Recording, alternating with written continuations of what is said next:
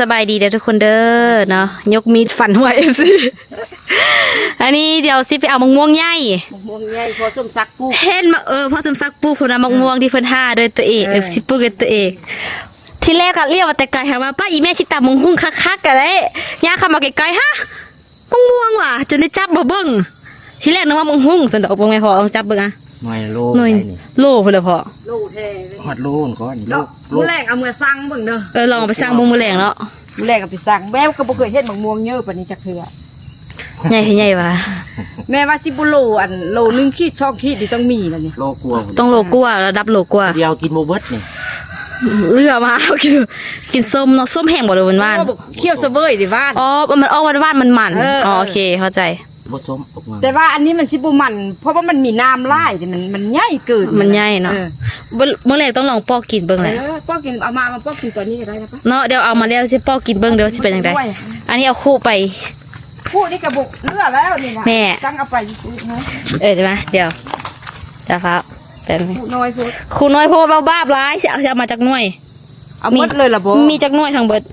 สิไปหน่วย ลองเอาไปเบิ่งก่อนเพื่อใส่ได้ไปอาจจะว่าจังฮอบดอก สิได้หิวเอา โอเคเดี๋ยวจังบ่พอจักเอาดอก แม่มี FC ไทยหลายคนถามว่าอีแม่หั่นน่ะอยากได้ลูกเคยไปแบบใดอีแม่ค่าดองลูกสาวผู้เดียวอีแม่แพงบ่ค่าดองแพงบ่ ค่าดอกนี่ก็บ่ฮู้เนาะแต่ว่าอันลูกเคยอันประเทศใดชาติใดก็สุดแล้วแต่ความฮักความมักบ่เว้าบ่ได้เลย ว่าบ่ได้เนาะแล้วว่าง่ายๆคือแล้วแต่ลูกสา แล้วแต่ลูกสาวมักผู้ใดแม่ก็มัก โอ้เข้าใจเด้ เรื่องค่าดองหั่น แม่ก็บ่ฮู้ แม่ก็บ่ฮู้แต่ว่าอย่าให้มีโอกาส คันมีโอกาสแม่ก็สิเอาเต็มที่คันมีผู้มาเอาลูกสาวว่าคันบ่มีผู้มาเอาแล้วก็บ่ได้ จบเบาบ้าเบาไปเบาไปมื้อนี้สิมาเอามักม่วงใหญ่ทุกคนเนาะมาก็เลยมาแวะถามก่อนเพราะว่าโอ้ FC ถามบ่เคยไล่เนาะโอ้ยไล่สดกระถามให้ยังกระถามโอ้ยก็เลยมาตอบให้ซะ โอ้ FC เพิ่นกระทำซื่อๆ FC เพิ่นกระถามยอกก็ซื้อแต่ว่าเฮ็ดความเป็นจริงก็ยังบ่ทันได้อยากมียังบ่อยากน้อยอยู่ เรียนจบก็ แม่ว่าเห็นจบก็อีก2 ปีพุ่นแหละพะนะ เรียนจบแล้วก็เฮ็ดเหตุการณ์เฮ็ดเวียกแล้วก็แล้วแต่ลูกแล้ว มีอาชีพแล้วแต่ลูกแม่บอกแล้วแต่เธอ เด้ ใส่ของงวงใหญ่ นี่เด้อเบิ่งแม่มันนี่ ป้ามันคือแตกเนาแบบนี้ มันเน่าเด้ต้องปิดเอาไปไว้มืด ป้าส่วนมักไหม้ข่อยฮะ ไอ้นั่นก็บ่เป็นเน่าแล้วอ่ะ เนาแล้วมีตัวยังมาเจาะหั่นน่ะเห็นบ่ป้า พอสุกซักบ่อยากอันนั้นได้ พอสับซักนี่เพิ่นบ่ได้อยากให้ปิดเอาแต่ว่ามันเน่า เน่าละ ตัดเอาเลยว่าดิแม่ โอ้แกท่งยางไว้ปีหน้าบ่ แกทางยาวใส่ปีหน้าเอาไปใส่หอบหน้าซะว่า ปีหน้า ปีหน้าเพิ่นจะเป็นอีกกันบ่ ปีนึงมีเท่าเดียวเด้บ่ อ๋อ บ่แม่นซ้ำละดูได้ บรรยากาศอยู่ส่วนอย่างน้อยประมาณนี้ เอา ใช่ลืมพายป้าปูใหญ่ขนาดนั้นนะ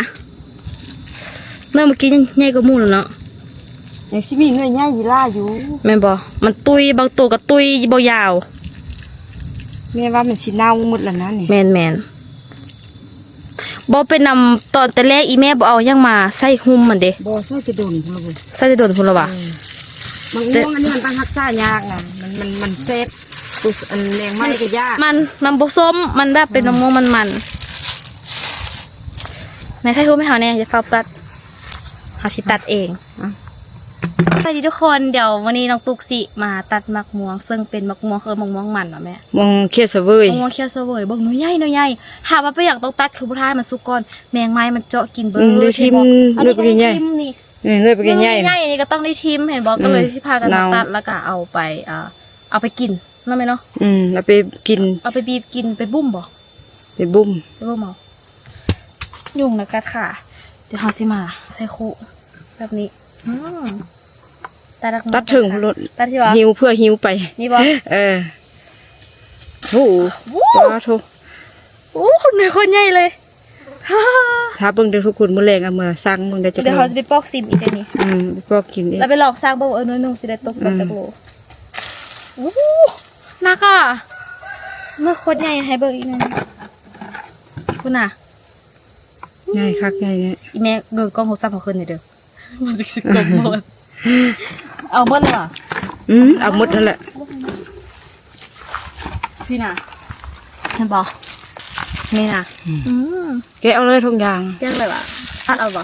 ตัดแกะเอา ทุกอย่างสิเอาอยู่อ่ะว้าว วางลงกันไปเก็บเอา ตัดเอาเลยเนาะ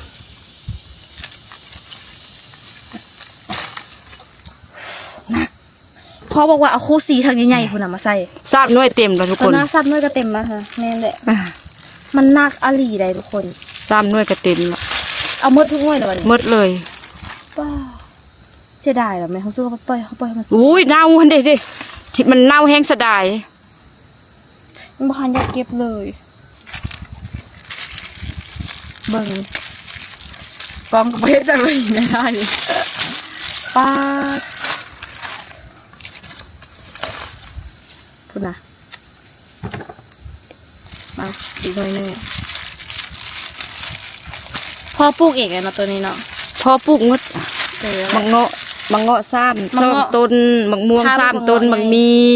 แม่ปลูกต้องปลูกแนวแบบนี้แหละดูส่วนนะปลูกบางมาคิดด่าอีกคนนะ สิดาอันจงไว้ซ่องต้น เอามา ไว้ ปลูกเองวะนะ บ่มันขึ้นเอง ดีเนาะ เอาไว้ให้ไทเกอร์กิน อันนี้ก็ไทเกอร์แหละไทเกอร์ไม่อันนี้เฟิร์นมากอันม่วงข้อม ม่วงอันนั้นม่วงซ้ำระดูอันนั้นน่ะ อันนี้มะม่วงนี่แสบค่ะมัน อืม มะม่วงตัวนั้นน่ะแสบเสียดายเนาะมันโตมันเจาะกินวะ แหน่งไม้เนี่ยว่ามันมักเลยมันตัวเนี่ยก็มาเจาะเมื่ โด อน กัดเนาะแต่บุเฮ็ดเลยเต็มแท้ๆอุ้ยยังเหลืออีกจักหน่วยค่ะพี่ได้แม่ ยังซ้ำหน่วย สาม หน่วยนั้นเน่าละถึงอันน่ะ ไม่เชิงขนาวปล่อยมาซะ ปล่อยมันซะ ได้ชูขนาดเลย ตัดลงมาเลย อันนั้นก็ตัดลงมาเลย โอ้ยบินหัวไว้แม่ กลมละเงยมือเช้านี่แม่บินหัวแท้ว่า บินหัวเลย4 หน่วยทางนั้นเนี่ย เอาวางไว้นี่เอามาวางไว้นี่ มา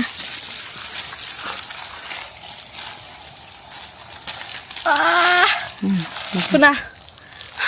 ไปเดี๋ยวเอาเก็บไว้แล้วเดี๋ยวเอาขึ้นไปเมียนอยู่ถึงคุณเนาะอาซิไปลองไปซีเบิ้งว่าแซ่บบ่นี่ทุกคนอันนี้ก็เป็นมะม่วงที่เก็บมา ตัวนี้ก็ได้โลแล้ว ดอกได้โลเนาะแล้วนี่ใหญ่กว่าหมูที่น้องปลูกจ้าไปน่ะเดี๋ยวให้แม่ไปปอกซิมเบิ้งเด้อ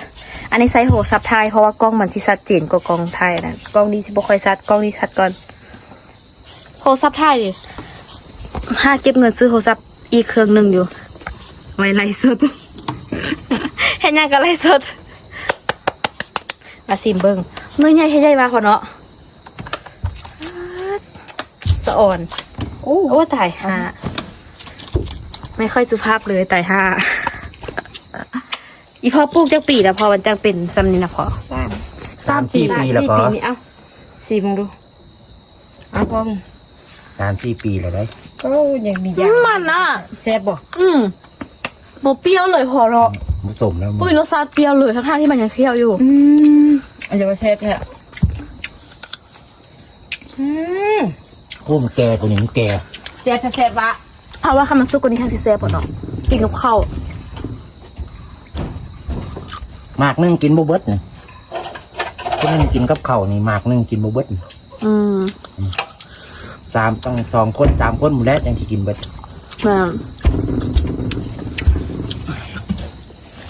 ใหญ่กว่าหมู่ในบ้านพุ่นม่วงนี่ แม่นมะม่วงที่ใหญ่ที่สุดในวัดผลนวลก็ใช่อย่างชื่อเลย ก็เพื่อใหญ่กว่าหมู่ในเมืองล่องซานเลยนี่อ่า เพราะว่าเท่าที่ปลูกเองนะ แล้วก็ในค่ายกับประเทศมีอีก เมืองล่องซานนี่ตามที่พ่อเบิ่งบ่ใหญ่ซำของพ่อนะ หายกับหมูแล้ว พ่อใหญ่ มันมากว้ายได้ หมากหลายแล้วมัน มันบ่จับอันนี้มันลดเลือดซ้ำนี่แหละ เขาต้องใส่ซื้อคลิปนี้ว่ามะม่วงที่พ่อสมศักดิ์ปลูกใหญ่ที่สุดในร่องซานครับ แม่เนี่ยแม่สุดแท้ หอยหอยลาไหมล่ะแล้วก็แกเสือออกอบผิวอยู่ เมื่อนี้ยังโลครึ่งอยู่ มันใหญ่ๆก็มวยว่ะแมน ยังโลครึ่งอยู่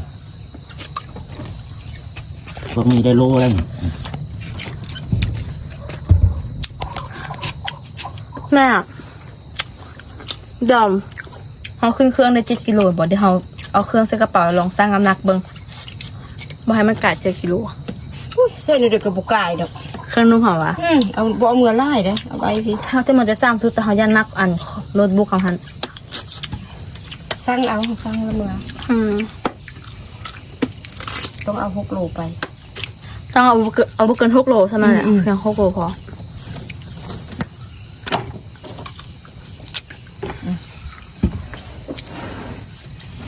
อันนี้มันตัวหยุ่งกัด เนี่ยให้มันกลิ่นเขาเกิดมันกลิ่น คันให้คันว่า อืม โอเคเอาว่าเด้อหยุ่งก็ได้ ยุงมักกัดกินคนงาม ตามที่พ่อเบิ่งเลาะเบิ่งอยู่เมืองเขานี่ อ๋อเห็นไหมกระโม พ่อยังบ่เห็นของผู้ใดใหญ่ซำของพ่อน่ะของ หมู ผู้อื่น ม่วงโลซาปีอย่างบุทอ อืม อืม อันตัวที่เหือนแล้วค่ะวะ ต้องทำด้วย เห็นอยู่เห็นกูกินอันน้อยใหญ่อย่างบุกซุกของเขาสำ เพ นัก ราะว่าอันคิ้วเว้ย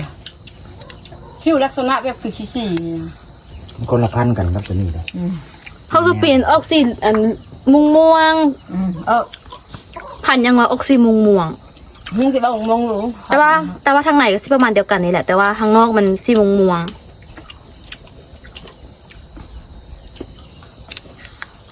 วงเกศเว้ยคำปีนี้คำเอาเลาะค่ายโล10,000แต่ว่าน้อยๆน่ะ แล้วค่ายดีบ่ เขาจะเอาไปจำเนื้อว่ะ เพราะว่าเราค่ายทึกเนี่ยดิ เขาจะเอา150 โลแต่ว่าบ่ได้ม่วงละ70-80 โลนี่เลาะค่ายในบ้านเฮา ให้เอาไปเวียง ม่วง ใจ เป็น เอา ม่วงบ่สมบูรณ์นะ บ่ เพราะม่วงรอดตายมันแรงปีกายว่ะปีก่อนว่ะ โอ้บางว่าเราตายเหมือนเลย มันรอดตายมันเราบ่สมบูรณ์ ช่วงนั้นตายย้อนยังวะฮอนวะ แดด ของเฮานี่พ่อหดน้ำตลอดได้ช่วงแรง เรา นะ เลี้ยงก็เฮ็ด พ่อหดน้ำตลอดได้ พอค่อยพอนี่วะ บักม่วงบักเงาะพ่อหดน้ำตลอดเด้อ มึงเลยเจ้าลังดีกว่า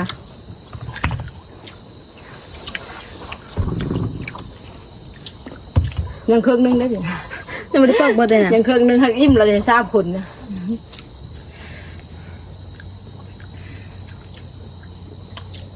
บ่ายโมงจังตัดเนาะไม่เอายืนก็ฮอนพด ไอ้บอกแห้งฮอนจ้าคำมันได้ออกอย่างซีบ่ายโมงแห้งฮอนเขาฮอนเขาจนฮอด บครับนะ จนฮอด5 โมง พาเที่ยงบ่ครับมันบ่ออกอย่างพันบ่ายกับบ่ายไปเลยจะ2-3 โมงตัดเข้าเดียวนะ ชั่วโมงอยากกันแล้ว 2 คนอีกบ่เดียว พาเที่ยงมันบ่ครับ แล้วก็ยอดใบก็ได้อีก เพราะว่ามันฮอนบ่ค่อยออกแห้ง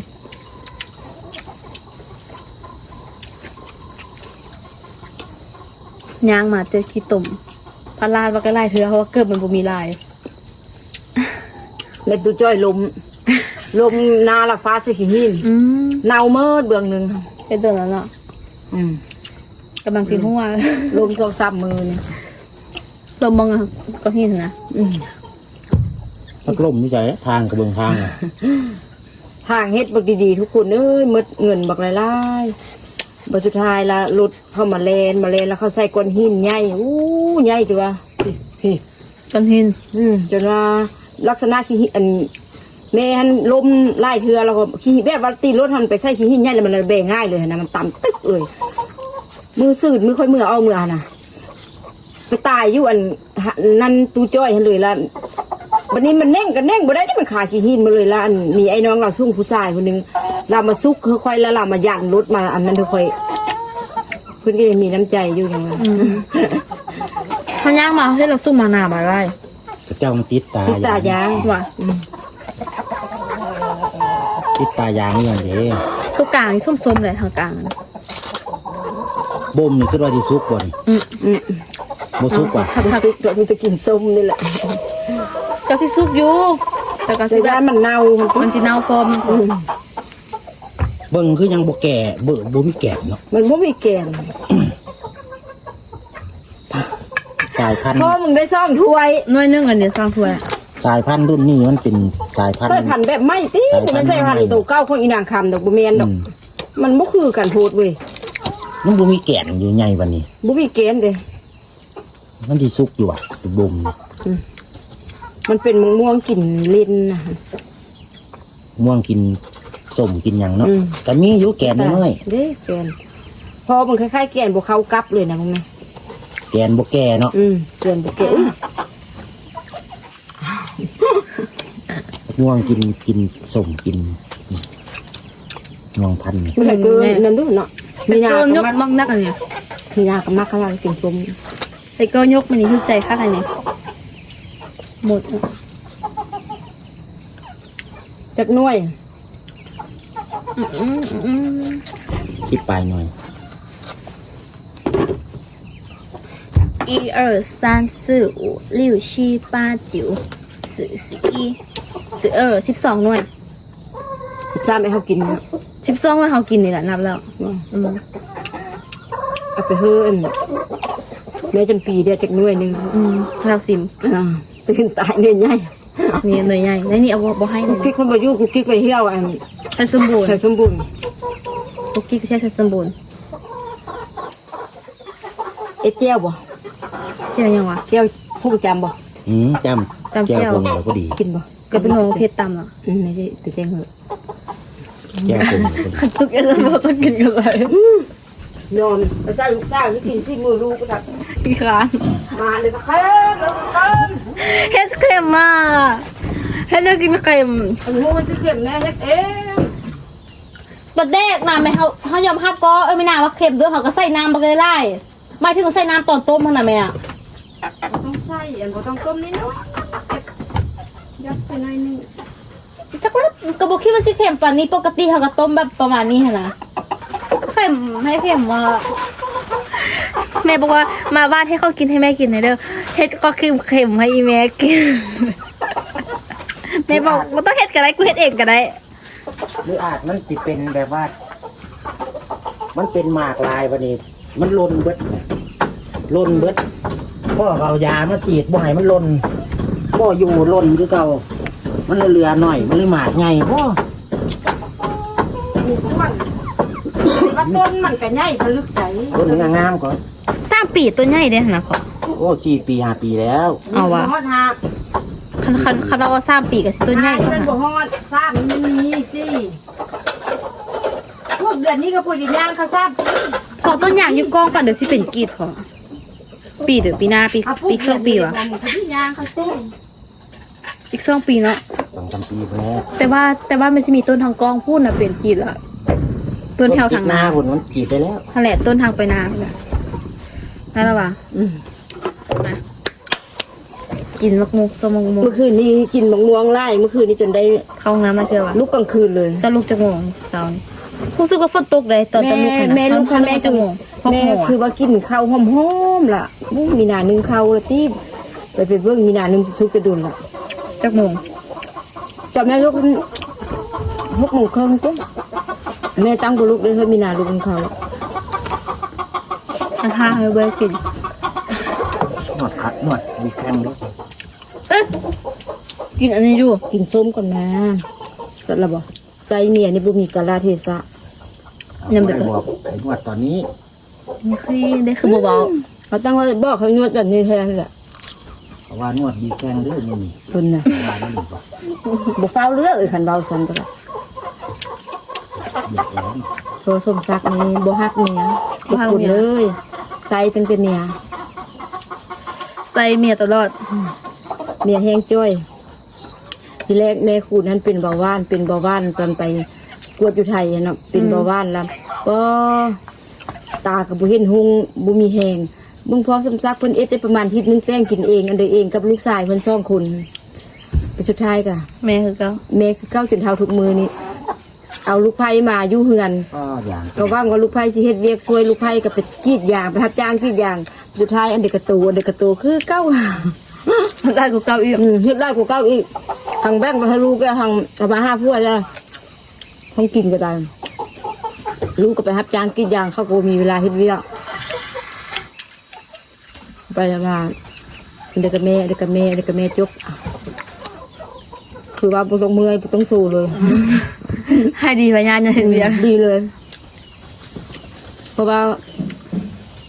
แต่อันนั้นมากกับโบนั้นเขาก็บ่ค่อยเมื่อยบ่ค่อยอันนั้นเองกะเฮ็ดเวียกเหตุการณ์ได้ไปได้แล้วก็อยู่ได้ย้อนกำลังใจได้แล้วก็เฮ็ดเวียกเหตุการณ์ไปก็คือว่าบ่เมื่อยพอเฮ็ดได้เขาก็เฮ็ดไปพี่นะ เมื่อยกับเมื่อยบึดนึงพักผ่อนแล้วก็เศร้า ไอ้แม่เป็นแบบว่ามันจักปีแล้วนะ ก็ได้ปีปลายมาได้ซ่อมปีปลายมาแม่ปิ่นแม่ก็พัดโบจำปันเดียว แซมว่าเข้าปีที่3แล้ว แม่เป็นว่าบ้านเลยเขาปีที่3เลยนะ แม่น เป็นช่วงโควิด มันแล้ว3 ปี เพราะว่าสิไปกวดอยู่ไทยนั่นมันติดโควิดเดียวเขาบอกให้ผ่านบ่ให้ผ่านพากันแล้วก็มีนางตุกไล่เพื่อจนได้ไป เพราะว่าไปกวดพงานกูยังคอยจะไปให้ไป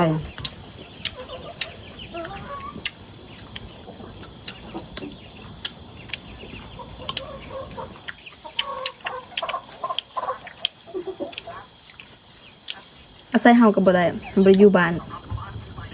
แต่ว่าไทเกอร์ฮันเกิดโตโควิดตอนที่บ่ให้ไปห้ากันบ่ให้ค่ายเครื่องค่ายข้องบ่ให้อันเดือมันช่วงไทเกอร์เกิดเลยตอนนั้นแล้ววันนี้โควิดมันก็หลายปีเลยเนาะ ตอนนั้นโควิดระบาดยานแบบ แล้ววันนี้ต้องจ้าคือไปไทยบักงากบ่ฮอดเดือนซ้ำทุกคนว่าเข้ากันปล่อยเป็นอิสระเนาะ ประสบการณ์บ่มีหยังสิกิน แล้วเขาก็บ่ได้กักตัวตอนที่แรกคันกักแท้กักว่า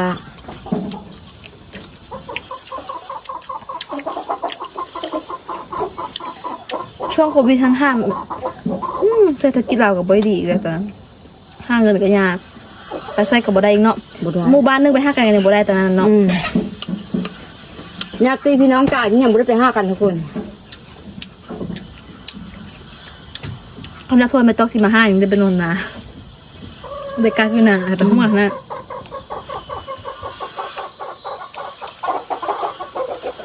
เป็นพิการพวกเมียที่มาหากันก็บ่ได้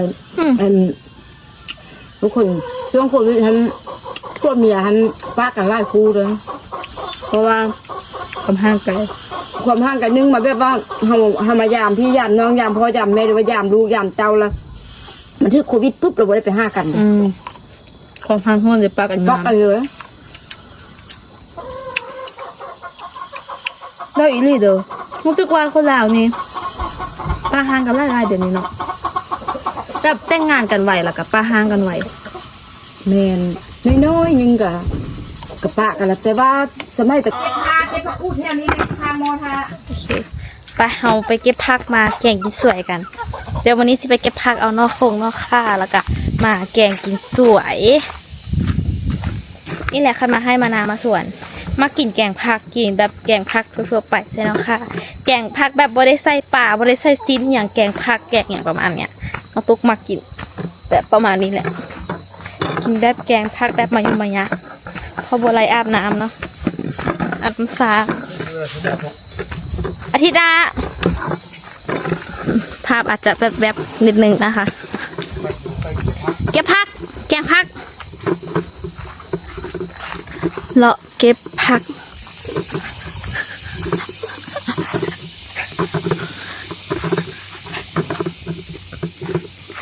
ว้าวอันนี้ส่วนใหญ่พอกาไว้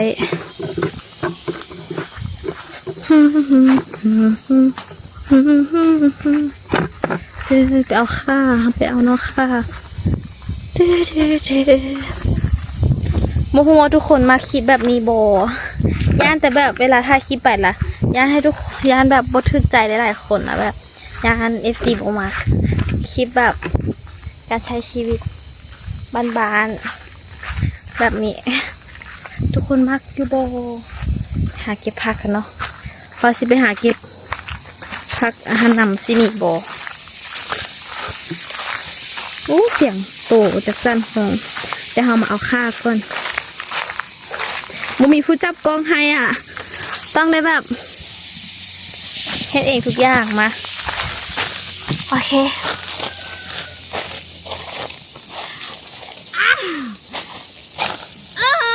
เอาได้แต่จริงแล้วตัดแบบนี้ก็ได้โอเค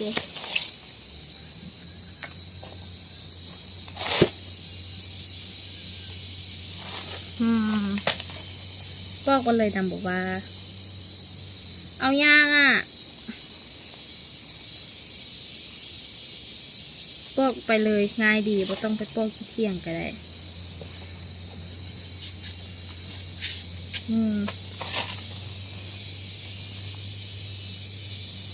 ลืมเอาหมวกลงมานำ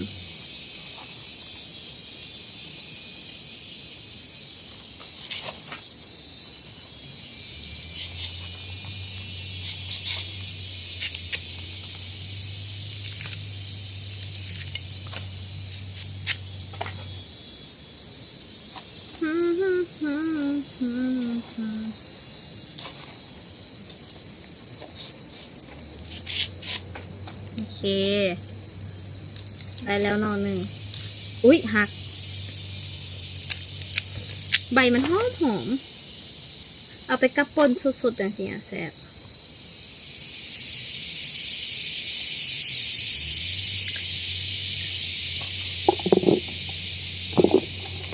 ค่ะไปกันต่อมักนัดบฮานสุกดอกอุ้ยคอหักเลยสะอ่อนลูกกูแห้งน้อยนี่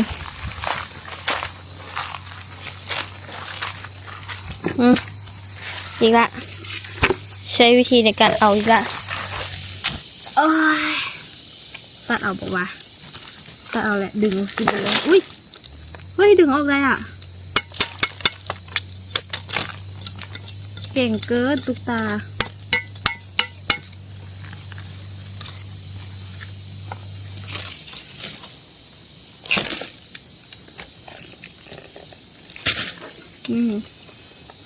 ได้ละ2-3 อันเดี๋ยวมานั่งปอกก่อนตอนนี้เพราะว่าเขาสิปอกไปพร้อมเลยเพราะว่าขึ้นไปถึงแล้วจังเฮ็ดแนวกินเลยอึ๊บ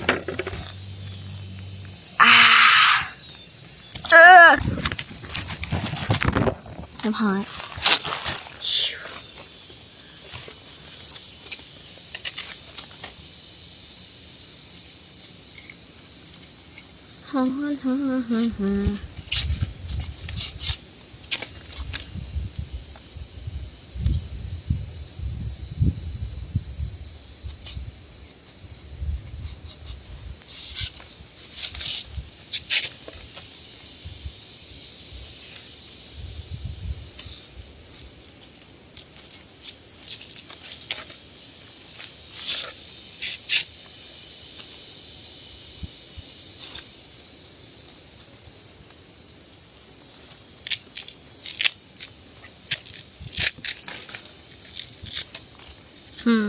ข่านี่ปลูกเองอันนี้ทุกคนมันจะมีข่าแบบเป็นข่าป่าแบบมันขึ้นอยู่ตามป่าก็มีได้ข่าแบบนั้นมันจะแบบเผ็ดข่าแบบนั้นอาจจะเผ็ดมันจะมีรสชาติที่แบบเผ็ดกว่ารสข่าแบบนี้อีก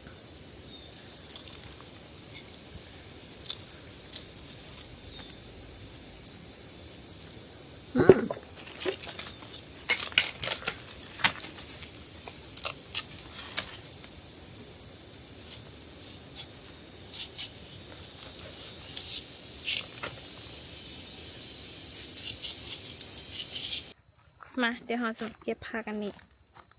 กระบอกเจอเห็ดตาบเลยเนาะพอไปใส่แกงเราจะเก็บยามักใส่ไปใส่แกงผักน้ำ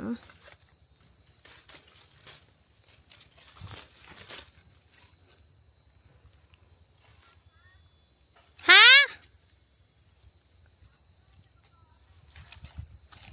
ฟ้าวจากไหนกันแม่บอกว่าพอแหละคือหนูเพิ่งได้ราคาน้อยเดียวเอง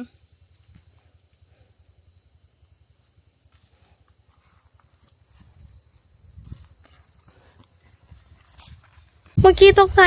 เกือบเหยียบงูเมื่อกี้ย่างมาเมื่อกี้เกือบเหยียบเอาตัวงูจริงค่ะเมื่อกี้หนูเกือบเหยียบเอาตัวงูแล้วงูมันก็แบบ งูก็ตกใจน้องตุ๊กก็ตกใจน้องตุ๊กก็กรี๊ดขึ้นแล้วงูก็เลยและหนีไปละแม่ก็ถามไปยังตุ๊กก็เลยบอกว่างูมันจิกกัดแต่ความเป็นจริงแล้วเป็นคนที่บ่ย่านงูแต่ว่าตกใจเดี๋ยวเรามาเก็บผักก่อนเดี๋ยวมาหาเก็บผักนอกก่อน เราเบิ่งผักนอกก่อนเดี๋ยวมาลองเก็บผักนอกกันเด้อทุกคนเด้อใส่ซุปผักใส่แกงผักโคตรเวียนหัวเลยฮอน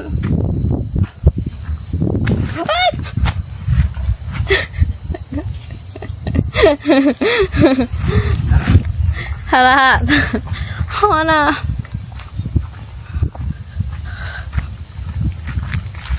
ได้พักบ่หลายได้พักน้อยเดียวหนึ่ง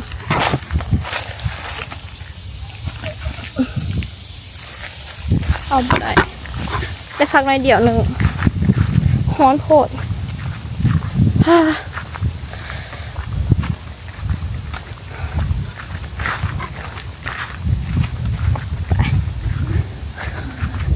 ขึ้นเถียงนา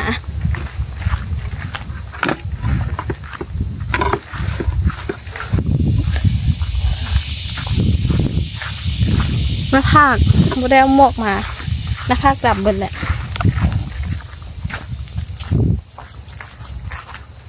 นี่เก็บผักต่อไปซ้อมอีกเลยนี่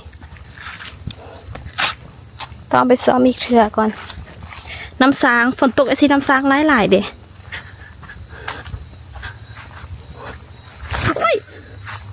ทลาดอีกแหละ